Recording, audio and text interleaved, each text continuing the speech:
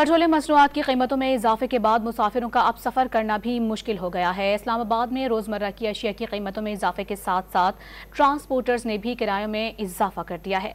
मजीद क्या सूरत हाल है, जानेंगे डॉन न्यूज़ के नुमाइंदे ताहिर नसीर से। ताहिर नसीर बताएगा कितना किराया बढ़ाया गया है।